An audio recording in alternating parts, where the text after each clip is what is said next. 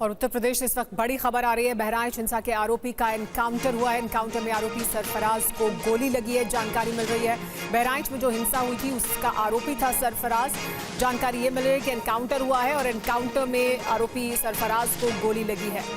Police मुठभेड़ में गोली लगी है। ये इस पर और ज्यादा जानकारी के लिए हमारे साथ जुड़ गए हैं विपिन चौबे। विपिन, कहां पर हुआ ये एनकाउंटर, क्या कुछ हुआ है, क्या जानकारी मिल रही है इस एनकाउंटर से संबंधित? देखिए सुमारा, ये नेपाल सीमा के जो रूपंदेही सीमा है उससे 22 किलोमीटर पहले नानपारा एक जगह पड़ती है, वो भी बहराइच डिस्ट्रिक्ट में ही आता है। वहीं पर इस पूरे मामले में जो हत्या के जो नामजद आरोपी थे, जिसमें तीसरे नंबर का आरोपी था रिंकू उर्फ सरफराज और सलमान, इसके एनकाउंटर करने की खबर आ रही है। यूपी पुलिस और एसटीएफ का एक ज्वाइंट ऑपरेशन था और पिछले 4 दिनों से सरफराज को ढूंढने की कोशिश की जा रही थी, दबिश दी जा रही थी और इस पूरे मामले में उसके कई रिश्तेदारों को भी घर से उठाया गया था। लेकिन ये नेपाल भागने की फिराक में नानपारा से रूपंदेही बॉर्डर की तरफ आगे की तरफ बढ़ रहा था। वहीं पर इसको घेरा गया और वहीं पर घेरने के दौरान ये खबर आ रही है, हालांकि अपुष्ट खबरें हैं कि इसने पुलिस की टीम पर फायरिंग करने की कोशिश की है, उसमें एनकाउंटर हुआ है।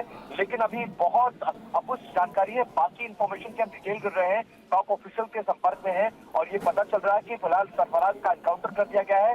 बहराइच के नानपारा इलाके में एनकाउंटर किया गया है और इस पूरे मामले में सरफराज ही वो शख्स है जिसने ये जानकारी भी मिल रही है कि सरफराज के साथ तालिब को भी गोली लगी है।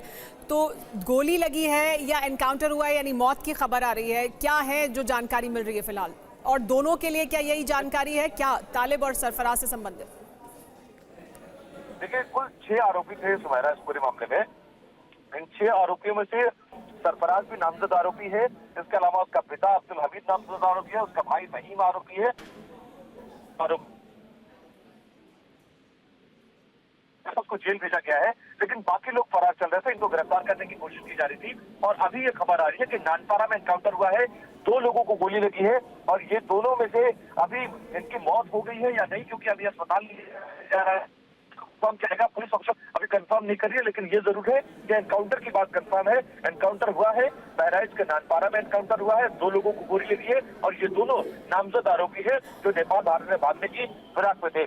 जिस मारूफ अली का नाम आ रहा है उसमें वो 6वें नंबर का आरोपी है और 21 नंबर का आरोपी है। इन 2 लोगों के और एक शख्स राजा उर्फ साहिर कल गिरफ्तार किया गया था और इसके अलावा अभी भी 3 ऐसे लोग हैं जो फरार बताए जा रहे हैं और ये सब नेपाल भागने की फिराक में थे और नेपाल में भी चौकसी बढ़ाई गई थी। इंटेलिजेंस की टीम भी वहां पर मौजूद थी क्योंकि लग रहा था कि आसपास के जिलों में लगातार छापेमारी बढ़ रही है और बढ़ते हुए दबाव के बीच ये लोग नेपाल भागेंगे, क्योंकि नेपाल के लिए बहुत आना जाना था और नेपाल बहराइच से लगभग 60-62 किलोमीटर दूर पड़ता है, तो इनके लिए इजी गोइंग था। ये वहीं जाने की कोशिश कर रहे थे और इसी दौरान पुलिस की मुठभेड़ हुई है और उसमें इन दोनों को गोली लगने की बात और मौत की भी बात सामने आ रही है। जी हाँ, क्या और, क्योंकि जैसा कि अभी जानकारी मिल रही है उसमें कहा जा रहा है कि मुठभेड़ हुई है, गोली चलाने की कोशिश की गई इनकी तरफ से, यानी सरफराज की तरफ से, तालिब की तरफ से। क्या 2 ही लोग थे, इनके साथ कोई और भी था? कुछ और जानकारी इससे संबंधित जो आपके पास अभी आ रही हो?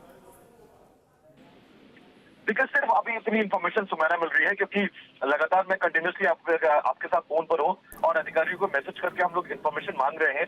सिर्फ हमें ये कंफर्म किया गया है कि एनकाउंटर नानपारा में किया गया है।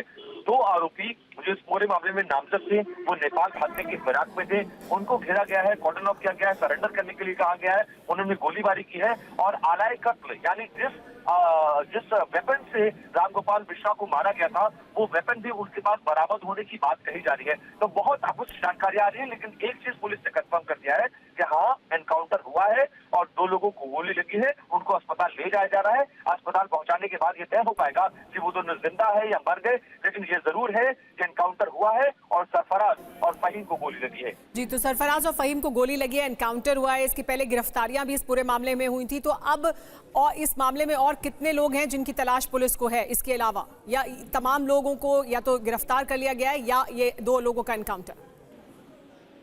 देखिए सुमारा, कुल 6 आरोपी थे इस पूरे मामले में नामजद और अज्ञात कई सारे लोग हैं क्योंकि उस दौरान बहुत सारे ऐसे लोग थे जो उस घर के आसपास मौजूद थे, उसी कम्युनिटी से बिलोंग रखते हैं और अब्दुल हमीद के परिवार से उनके बहुत अच्छे रिलेशन है।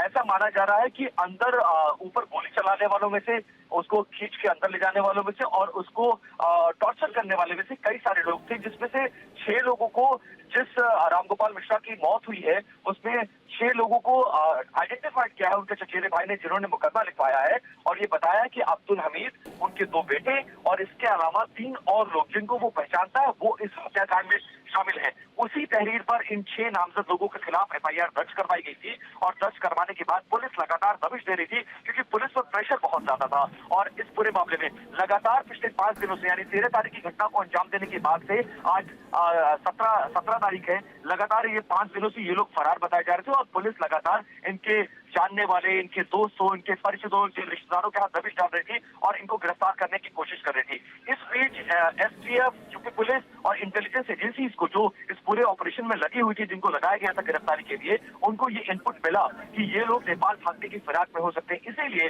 रूपेंदेही और जो नानपारा सीमा है नेपाल का, नेपाल जाने वाला इलाका है और नेपाल से बहुत करीब पड़ता है, वहां पर चौकसी बढ़ाई गई थी। इनको मुखबिर के जरिए ये इंफॉर्मेशन मिली है कि सरफराज और उसका एक और साथी, जिसका जिक्र आप कर रहे थे, वो दोनों फिलहाल नेपाल की तरफ बढ़ रहे हैं। वहीं पर इनको कॉर्डन ऑफ किया गया है, इनको रोका गया है और रोकने के बाद जी, इनको गोली लगी है। फिलहाल अस्पताल ले जाने की कार्रवाई की जा रही है।